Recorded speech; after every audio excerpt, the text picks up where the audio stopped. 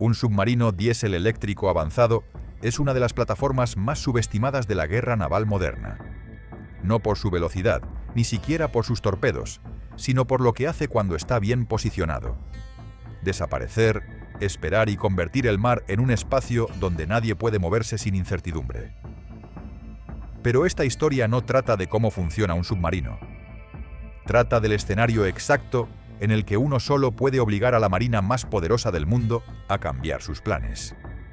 Porque, aunque no se mencione con frecuencia, hay contextos en los que un submarino convencional, operando en las condiciones correctas, puede alterar una operación naval de forma desproporcionada. No porque hunda un portaaviones, ni porque gane una guerra, sino porque genera una pregunta que nadie quiere responder. ¿Está ahí o no?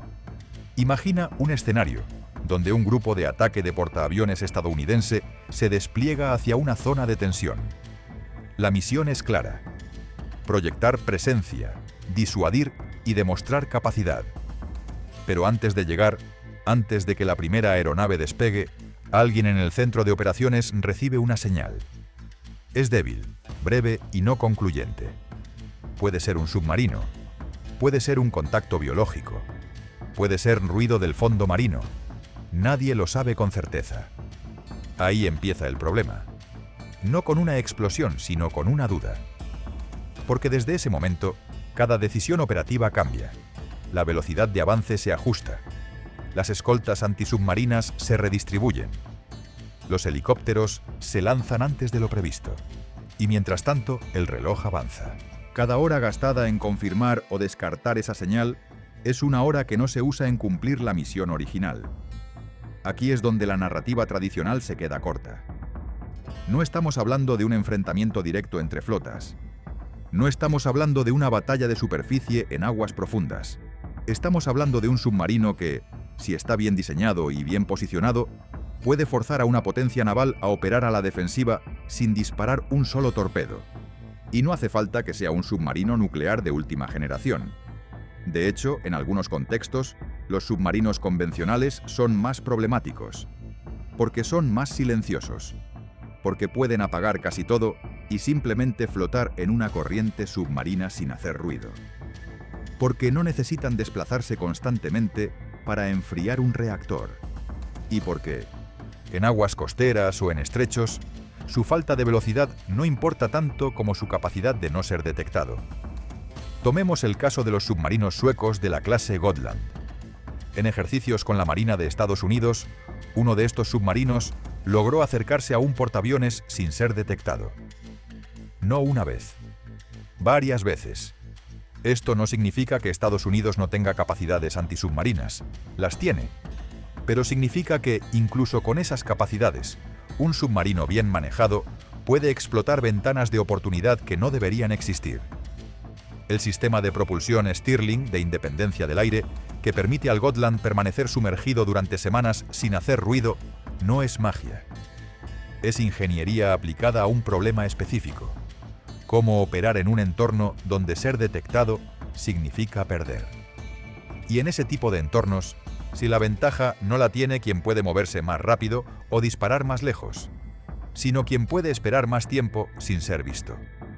Ahora imagina que ese submarino no está en un ejercicio. Imagina que está en un estrecho real, en aguas poco profundas, cerca de una ruta crítica. Imagina que hay inteligencia que sugiere su presencia, pero no confirmación visual. Imagina que las reglas de enfrentamiento no permiten atacar sin confirmación absoluta. Y ahora imagina que hay 3 contactos posibles, no uno. Todos débiles, todos inciertos, todos potencialmente letales. En ese punto, la situación deja de ser táctica y se vuelve estratégica. Porque no se trata de si puedes destruir ese submarino. Se trata de cuánto tiempo y cuántos recursos necesitas para encontrarlo, y confirmarlo y neutralizarlo sin cometer un error que escale el conflicto de forma incontrolable. La clave está en la saturación. No una saturación de torpedos, sino de incertidumbre. Demasiados contactos posibles. Demasiadas señales que pueden ser reales o falsas. Demasiadas decisiones que deben tomarse sin datos completos. Y en ese entorno, incluso los sensores más avanzados tienen límites. porque un submarino diésel eléctrico moderno, cuando está quieto en el fondo marino, puede tener una firma acústica menor que la del ruido ambiental. Aquí entra la geografía. No todos los mares permiten operar con libertad. No todos los océanos ofrecen profundidades seguras y rutas alternativas. Hay regiones donde las aguas son poco profundas, donde los estrechos son angostos y donde el margen de maniobra es mínimo. En esos escenarios, la superioridad tecnológica no desaparece, pero pierde parte de su efectividad. El tiempo de reacción se comprime, las opciones se reducen. El mar Báltico es un ejemplo. Profundidades que rara vez superan los 100 metros, tráfico comercial constante, corrientes que crean capas térmicas impredecibles. Un submarino sueco o alemán, diseñado específicamente para esas condiciones, no solo es difícil de detectar, es casi imposible de rastrear de forma continua. Y en un conflicto real, esa capacidad se traduce en algo muy simple: control de acceso. No necesitas hundir buques enemigos si puedes hacer que nadie quiera entrar. El estrecho de Hormuz, el estrecho de Malaca, el mar de China Meridional. Todos comparten una característica. Son cuellos de botella donde las distancias cortas, las aguas congestionadas y las profundidades limitadas convierten a un submarino convencional en una amenaza que no puede ser ignorada. Y cuando no puede ser ignorada, obliga a desplegar recursos que podrían estar en otro lugar. Y luego está el factor humano. Ningún sistema opera solo. Cada señal recibida, cada contacto evaluado, cada decisión de lanzar un torpedo pasa por personas que interpretan datos bajo presión. En escenarios tensos, donde las reglas de enfrentamiento son ambiguas y donde aliados y posibles adversarios operan en el mismo espacio, un error de interpretación puede cambiarlo todo. No hace falta un ataque real. Basta con una lectura equivocada, una respuesta desproporcionada o una orden que se malinterpreta. Piensa en esto. Un destructor estadounidense detecta un contacto submarino en aguas disputadas. El contacto está cerca de la ruta de tránsito, pero no ha hecho ningún movimiento hostil. Los procedimientos dicen que se debe clasificar, rastrear y evaluar. Pero el contacto desaparece. Reaparece 3 horas después en una posición diferente. Vuelve a desaparecer. Ahora hay 2 posibilidades. ¿Es el mismo submarino, moviéndose de forma intermitente, o son 2 submarinos coordinados? Nadie lo sabe con certeza. En ese punto, el comandante del grupo de ataque enfrenta un dilema. Si asume que es uno, despliega recursos de forma concentrada. Si asume que son 2, divide sus activos antisubmarinos. Si se equivoca en cualquier dirección, deja una brecha. Y mientras toma esa decisión, el reloj sigue avanzando. La misión original sigue pendiente. La ventana operativa se está cerrando. Aquí es donde un submarino convencional avanzado se convierte en algo más que una plataforma. Se convierte en una variable que obliga a tomar decisiones incómodas. Porque no puedes ignorarlo, pero tampoco puedes dedicarle todos tus recursos. Y cada minuto que pasas tratando de resolver ese problema es un minuto que no estás haciendo otra cosa. Los submarinos alemanes, tipo 212, operan bajo el mismo principio. Propulsión de célula de combustible, firma acústica extremadamente baja, diseñados para operar en el Mar del Norte y el Báltico. En aguas poco profundas y con alto tráfico, estos submarinos pueden permanecer estacionados en el fondo durante días, esperando el momento correcto. No necesitan atacar inmediatamente, solo necesitan estar en una posición desde la cual podrían atacar. Y esa posibilidad es suficiente para alterar el cálculo operativo. Ahora añade los submarinos japoneses de la clase Soryu y Taigei. Algunos de los más silenciosos del mundo, diseñados específicamente para operar en los estrechos y mares poco profundos del Pacífico Occidental. Equipados con sistemas de propulsión de independencia del aire o baterías de ion de litio en las versiones más recientes. Pueden permanecer sumergidos durante semanas, moviéndose de forma intermitente, observando, rastreando y esperando.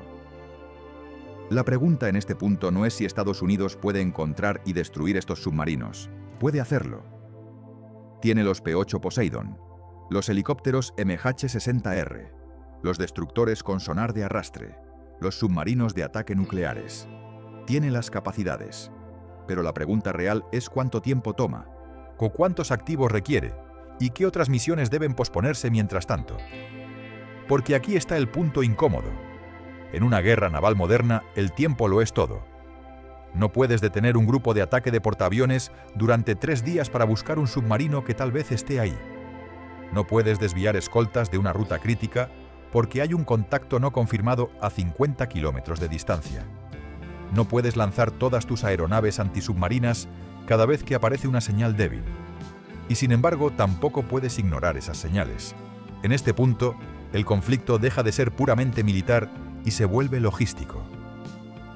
¿Cuántos helicópteros puedes mantener en el aire antes de que el desgaste operativo se vuelva insostenible?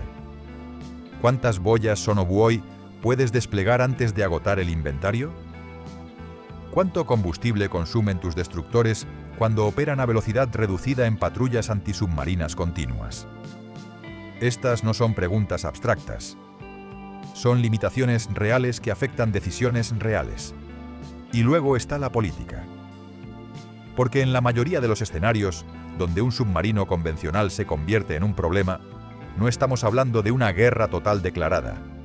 Estamos hablando de zonas grises, de tensiones escaladas, de operaciones que están técnicamente en tiempo de paz, pero que operativamente se sienten como un conflicto. En esos contextos, las reglas de enfrentamiento son restrictivas. No puedes simplemente atacar cualquier contacto submarino. Necesitas confirmación. Necesitas autorización. Necesitas justificación política. Imagina que un submarino es detectado brevemente cerca de un grupo de ataque estadounidense en el Mediterráneo Oriental. No está en aguas territoriales de ningún país. No ha hecho ningún movimiento claramente hostil. Pero está ahí. ¿Lo atacas? ¿Bajo qué autoridad? ¿Qué pasa si resulta ser un submarino aliado que no reportó su posición correctamente?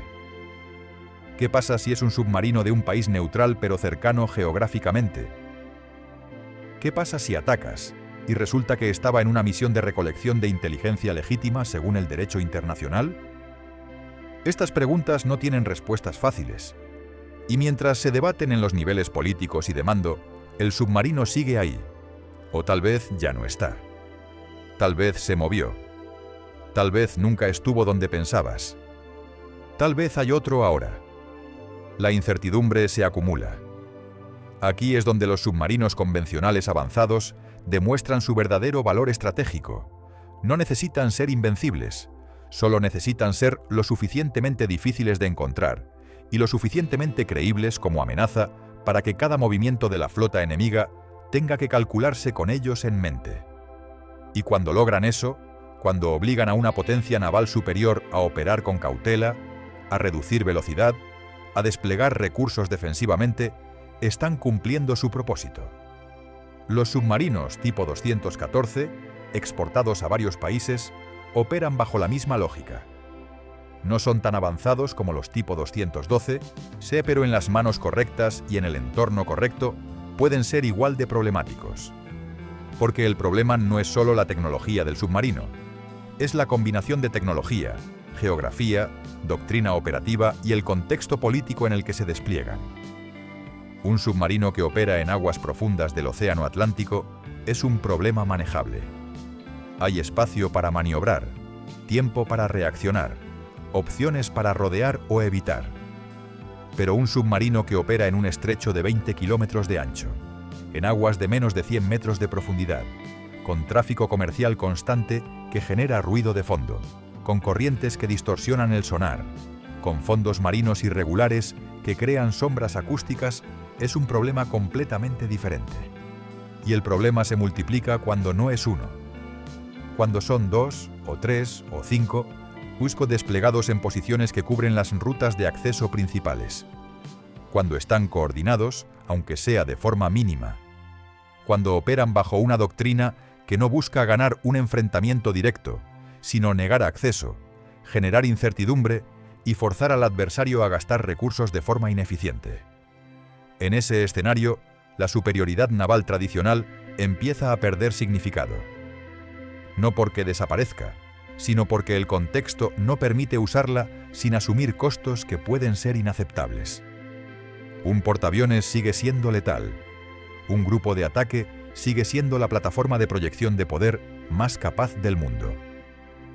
Pero si cada movimiento requiere despejar primero un área de 50 kilómetros, si cada tránsito toma el doble de tiempo previsto, si cada operación necesita el triple de escoltas antisubmarinas, entonces esa capacidad se diluye. Y aquí llegamos al verdadero punto incómodo. Un submarino convencional no necesita hundir un portaaviones para ganar. Ni siquiera necesita intentarlo. Solo necesita estar posicionado de tal forma que la posibilidad de un ataque sea creíble. Porque esa credibilidad por sí sola altera el cálculo operativo, obliga a desplegar recursos, obliga a reducir velocidad, obliga a cambiar rutas. Y cada una de esas alteraciones tiene un costo acumulativo. Piensa en la logística de mantener operaciones antisubmarinas intensivas durante semanas. Los helicópteros necesitan mantenimiento constante. Las tripulaciones operan con ciclos de descanso reducidos. Los destructores consumen más combustible del previsto. Las boyas sonobuoy se agotan más rápido de lo que pueden reabastecerse. Y mientras tanto, el submarino puede estar simplemente esperando, consumiendo recursos mínimos, observando cómo el adversario gasta los suyos. Los submarinos de la clase A-26, la siguiente generación sueca, llevan esta lógica un paso más allá. Diseñados para permanecer en estación durante periodos aún más largos, con sistemas de sensores pasivos que pueden rastrear movimientos sin emitir ninguna señal detectable. No necesitan acercarse para saber dónde estás. Solo necesitan esperar a que tú te acerques a ellos. Y luego está la cuestión de las reservas estratégicas. Estados Unidos tiene aproximadamente 50 submarinos de ataque nuclear en servicio activo. Es la flota más grande y capaz del mundo. Pero esos submarinos están distribuidos globalmente. Algunos en el Atlántico, otros en el Pacífico, algunos en el Mediterráneo y otros en misiones de inteligencia. Si un conflicto regional requiere concentrar capacidades antisubmarinas en un área específica, ¿cuántos pueden redirigirse sin dejar brechas en otros lugares? ¿Cuánto tiempo toma desplazarlos? ¿Qué misiones deben cancelarse para priorizar esa concentración? Estas son preguntas que no tienen respuestas cómodas, porque revelan una verdad fundamental de la guerra naval moderna. No importa cuán superior sea tu tecnología, si el adversario puede obligarte a usarla de forma ineficiente. No importa cuántos activos tengas, si no puedes posicionarlos donde los necesitas cuando los necesitas. Y no importa cuán letal sea tu plataforma, si las condiciones políticas y operativas te impiden usarla con libertad. En este punto, el conflicto se convierte en algo más abstracto pero igual de real. Y se convierte en una guerra de desgaste psicológico y logístico. ¿Cuánto tiempo puede una potencia naval mantener un ritmo operativo intensivo antes de que el cansancio organizacional empiece a generar errores? ¿Cuántas falsas alarmas pueden tolerarse antes de que las tripulaciones empiecen a cuestionar la validez de cada contacto? ¿Cuántos recursos pueden gastarse en buscar amenazas que tal vez no estén ahí antes de que los niveles políticos cuestionen si vale la pena seguir operando en esa región? Y mientras esas preguntas se debaten, el submarino sigue cumpliendo su función. Tal vez nunca dispare un torpedo. Tal vez nunca sea detectado. Tal vez su mayor logro sea simplemente obligar a una flota superior a operar con duda, a moverse con cautela, a gastar tiempo y recursos en confirmar lo que debería ser evidente pero no lo es. Ahora amplía esto. No estamos hablando solo de submarinos suecos, alemanes o japoneses, estamos hablando de una tendencia global. Corea del Sur opera submarinos avanzados con sistemas de propulsión de independencia del aire. Singapur ha adquirido submarinos modernos diseñados específicamente para operar en aguas poco profundas. Australia está construyendo una flota de submarinos convencionales de largo alcance. Incluso países con presupuestos más limitados están invirtiendo en capacidades submarinas, porque entienden el principio fundamental. En las condiciones correctas, un submarino bien posicionado puede alterar el cálculo estratégico de forma desproporcionada a su costo. Esto no significa que Estados Unidos sea vulnerable de forma general. No lo es. Sigue siendo la potencia naval dominante. Tiene las capacidades, la experiencia, hace los recursos y la doctrina para operar en cualquier parte del mundo. Pero incluso la mayor potencia enfrenta limitaciones cuando el entorno no le permite usar su fuerza sin consecuencias. Y esas limitaciones no las imponen necesariamente otras grandes potencias, sino actores que entienden cómo explotar el contexto, la geografía, la política y las restricciones operativas. El verdadero punto incómodo de la guerra submarina moderna no es técnico, es conceptual. Durante décadas, la narrativa dominante ha sido que la superioridad naval se mide en tonelaje, en número de buques, en capacidad de proyección de poder. Y eso sigue siendo cierto en muchos escenarios. Pero hay contextos donde esa métrica pierde relevancia, donde lo que importa no es cuántos buques tienes, sino si puedes moverlos sin asumir riesgos inaceptables. Es donde ganar no significa destruir al adversario, sino obligarlo a operar bajo condiciones que limitan su libertad de acción.